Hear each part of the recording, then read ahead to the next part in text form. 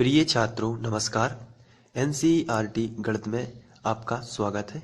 हम लोग कक्षा 9वीं की प्रश्नावली 1.2 पर पहुंच चुके हैं, जिसमें हमारा पहला क्वेश्चन ये है, नीचे दिए गए कथन सत्य है या असत्य, कारण के साथ उत्तर दीजिए। तो इन कथनों के बारे में हमें बताना है कि ये कथन सत्य है या असत्य।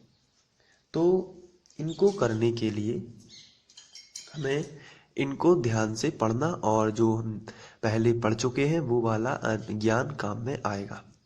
पहला है, प्रत्येक अपरिमेय संख्या एक वास्तविक संख्या होती है। तो आप क्या कहते हैं इसके बारे में?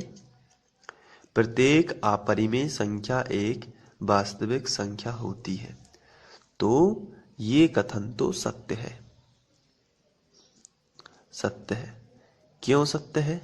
क्योंकि हम लोगों ने पहले पढ़ा हुआ है ऐसा एक चार्ट, वास्तविक संख्याएं जो होती हैं,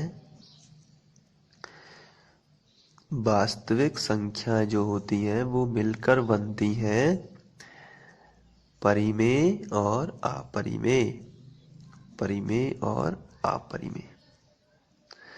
तो जब ये वास्तविक संख्याओं के प्रकार ही हैं परिमेय और अपरिमेय, तो ऐसी स्थिति में अब क्वेश्चन आपको समझ में आता है। प्रत्येक अपरिमेय संख्या ये वाली एक वास्तविक संख्या होती है। बिल्कुल होती है। अपरिमेय संख्या वास्तविक संख्या ही तो है, क्योंकि वास्तविक संख्याओं के प्रकार ही तो है परिमेय और अपरिमेय। तो आपको लिखना है कथन सत्य है क्योंकि वास्तविक संख्या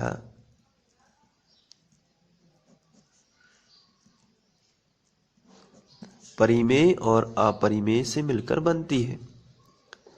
परिमेय और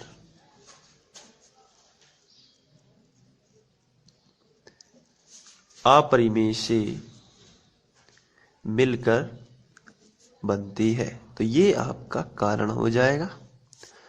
तो ये बहुत ही सिंपल है। नेक्स्ट, संख्या रेखा का प्रत्येक बिंदु, संख्या रेखा का प्रत्येक बिंदु करणी m रूप में होता है, जहां m एक प्राकृतिक संख्या है। तो यहां आपको संख्या रेखा के बारे में जानकारी प्राप्त होनी चाहिए। ये संख्या रेखा है। इसमें अब क्वेश्चन उनसे पूछा गया है, संख्या रेखा का प्रत्येक बिंदु करणी m के रूप में होता है। तो प्रत्येक बिंदु तो हो नहीं सकता, क्योंकि इस तरफ का यदि करणी m है तो इस तरफ का तो माइनस करणी m होगा। m एक कोई भी संख्या है। m बराबर संख्या रेखा की कोई भी संख्या, संख्या रेखा की कोई भी संख्या। तो जो यदि उन्होंने कहा कि संख्या रेखा का प्रत्येक बिंदु करणी m के रूप में होता है, तो ये बिल्कुल गलत है। क्योंकि करणी यहां यदि हम करणी -3 भी तो कर सकते हैं, क्योंकि माइनस भी अंक भी तो ले सकते हैं। तो हम लिखेंगे कि माइनस करणी m भी तो हो सकता है। m का मतलब कोई भी, यहां से हम माइनस वाली कोई भी संख्या ले सकते हैं। जरूरी थोड़ी है कि हम करणी m ही लें। करणी m का मतलब करणी 4, करणी 3, करणी 2 ऐसी प्लस वाली संख्या ही लें। तो और उन्होंने ऊपर से यह भी लिखा है जहां m एक प्राकृतिक संख्या है। तो m एक प्राकृतिक संख्या है, ये भी क्योंकि प्राकृतिक संख्या के अलावा उसमें और भी कुछ होता है, जीरो भी होता है। तो यह कथन क्या हो जाएगा? पूरी तरीके से असत्य हो जाएगा। और असत्य, और इसका कारण आपको लिख देना है, क्योंकि माइनस करणी m एक प्राकृतिक संख्या का वर्गमूल नहीं है, वर्गमूल नहीं है। यही आपका कारण हो जाएगा। और माइनस करणी m एक वास्तविक संख्या भी नहीं होती, तो एक वास्तविक संख्या भी नहीं है। ये आपको कारण लिख देना है। इसके बाद आगे बढ़ते हैं। प्रत्येक वास्तविक संख्या एक अपरिमेय संख्या होती है। प्रत्येक वास्तविक संख्या, तो अभी हम लोगों ने पढ़ा हुआ है कि वास्तविक संख्या जो होती है वो दो चीजों से मिलकर बनती है, परिमेय और अपरिमेय। अभी हम लोगों ने इसको पढ़ा हुआ है। अब क्वेश्चन बोल रहा है कि प्रत्येक वास्तविक संख्या ये कहलाती है, एक अपरिमेय संख्या होती है। तो बिल्कुल गलत है, क्योंकि वास्तविक संख्या अपरिमेय बस नहीं हो सकती है, परिमेय भी हो सकती है। तो प्रत्येक वास्तविक संख्या एक अपरिमेय बस हो, ऐसा हो ही नहीं सकता, वो परिमेय संख्या भी हो सकती है। तो ये कथन कैसा है? असत्य है, क्योंकि वास्तविक संख्या जो होती है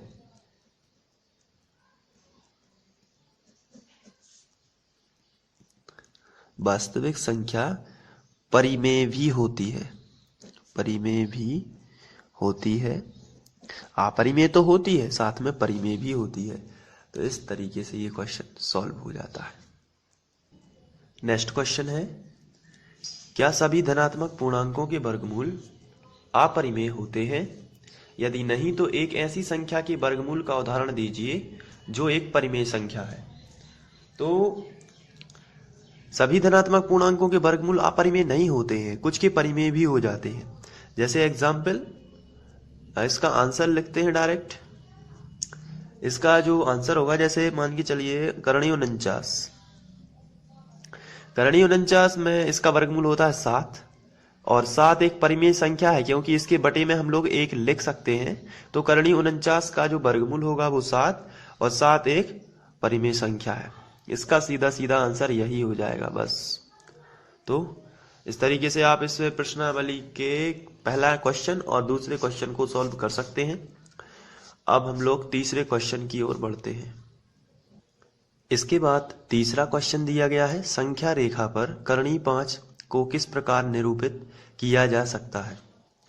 तो इसके लिए कुछ आपको स्टेप्स देखने हैं कि किस प्रकार से हम लोग संख्या रेखा पर करणीय 5 को निरूपित कर सकते हैं। सबसे पहले जैसे करणीय 5 दिया है, तो करणीय के भीतर, अंडर रूट के भीतर जितने भी अंक लिखे हैं वो सेंटीमीटर में आप उसको स्केल की सहायता से उतने सेंटीमीटर का, जितना करणीय के भीतर लिखा है, अंडर रूट के भीतर लिखा है, उतने सेंटीमीटर का रेखाखंड खींचना है। तो कितने का रेखाखंड खींचना है? करणीय 5 के भीतर, यानी करणीय 5 में 5 है, तो 5 सेंटीमीटर का रेखाखंड खींचना है। तो चलिए 5 सेंटीमीटर का रेखाखंड खींचते हैं। यहाँ नीचे खींचना है, क्योंकि ऊपर पता नहीं रहता है कितने ऊपर तक जाएगा। तो 5 सेंटीमीटर ये रहा स्केल, और यहाँ 5 सेंटीमीटर का रेखाखंड खींचते हैं हम लोग। तो आपको पता ही होगा कि कैसे नापते हैं। यहाँ ये है 0, तो यहाँ बिल्कुल 0 के सामने ही रखना है एक पॉइंट, और ये है 5, तो यहाँ एक पॉइंट रख देते हैं।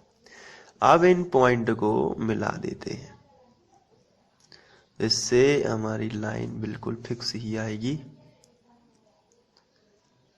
इस तरीके से मिला देना है। तो ये है रेखाखंड। इसको कुछ भी नाम दे सकते हैं आप, PQABCD। मैं यहाँ A और B नाम दूंगा। तो A, और यहाँ नाम दे देता हूं B। ये है 5 सेंटीमीटर का। इसके बाद आपको क्या करना है कि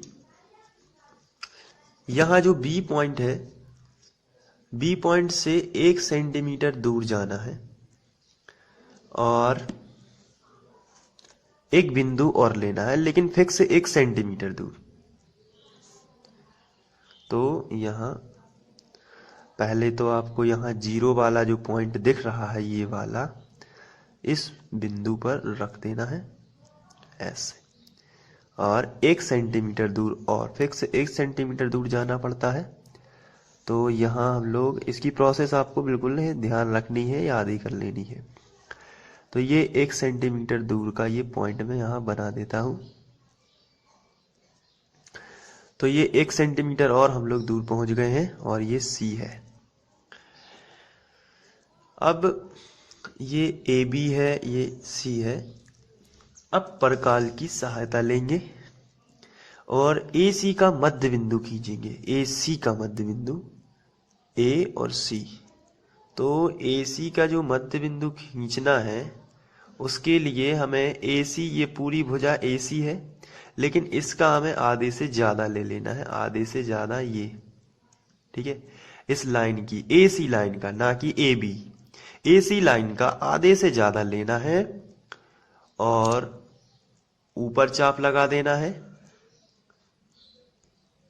और नीचे चाप लगा देना है, उतना ही जितना है। आपको देखना है कि ये परकाल आपका सही होना चाहिए और जितना चाप ऊपर लगा है उतना ही चाप को नीचे लगा देना है, इस तरीके से। अब ये चाप लग गया है। आप फिर से इसको प्रोसेस को देख सकते हैं। जो ये मैंने इधर लगाया है उतना ही चाप आपको यहां भी लगा देना है। अब सी बिंदु पर रख के उतना ही जो नपा है उसी को यहां से इसको क्रॉस कर देना है और यहां से इसको भी क्रॉस कर देना है। तो आप समझ गए होंगे क्रॉस करना है। और यदि क्रॉस आपके नहीं भी करते हैं तो आप पहले वाले चाप को वहां से थोड़ा सा बढ़ा देते हैं, इस तरीके से, तो वो क्रॉस हो जाते हैं। अब जिस भी पॉइंट पर ये क्रॉस किए हैं वहां आपको मिला देना है, ऐसा।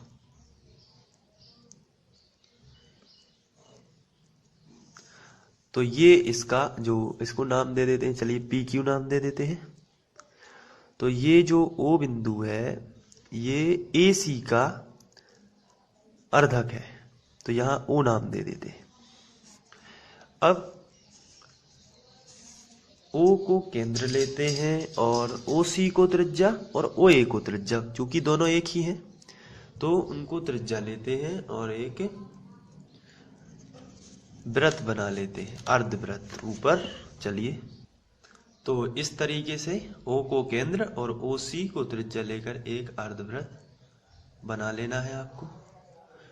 मेरा परकाल थोड़ा डिस्टर्ब कर रहा है, फिर भी आप इस तरीके से आप एक अर्धवृत्त बना लेना है। तो ये अर्धवृत्त बन गया। तो आप तो समझ गए होंगे कि मैं क्या कह रहा हूं। अब इसके बाद यहां से बिंदु बी जो है, बिंदु बी पर आपको एक रेखा खींच देनी है और ये रेखा अर्धवृत्त से जाएगी। तो बिंदु बी से ये रेखा इस तरीके से आपको खींच देनी है। तो यहाँ जो पॉइंट है वो आप नाम दे सकते हैं, कुछ भी मान के चलिए, डी नाम दे दिया और ओ से इस डी को मिला देना है, ओ से इस डी को मिला देना है। तो जो ये ओ डी रेखा है यही करणी 5 है। जो ओ डी रेखा आपकी हो जाएगी और वही करणी 5 है। और इस हिसाब से हम लोग, तो ये जो है आपकी करणी 5 ये नहीं होगी, ये हो जाएगी बी डी करणी 5।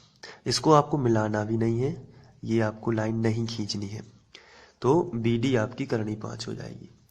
तो इस तरीके से आप इसको सॉल्व कर सकते हैं। और दूसरी प्रोसेस ये भी होती है, क्योंकि दूसरी प्रोसेस के हिसाब से मैं समझाने वाला था।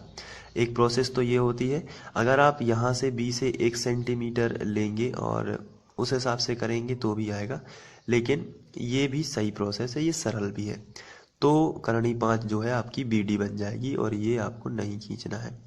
तो जितनी लाइन ये है उतनी ही उसकी बी डी हो जाएगी।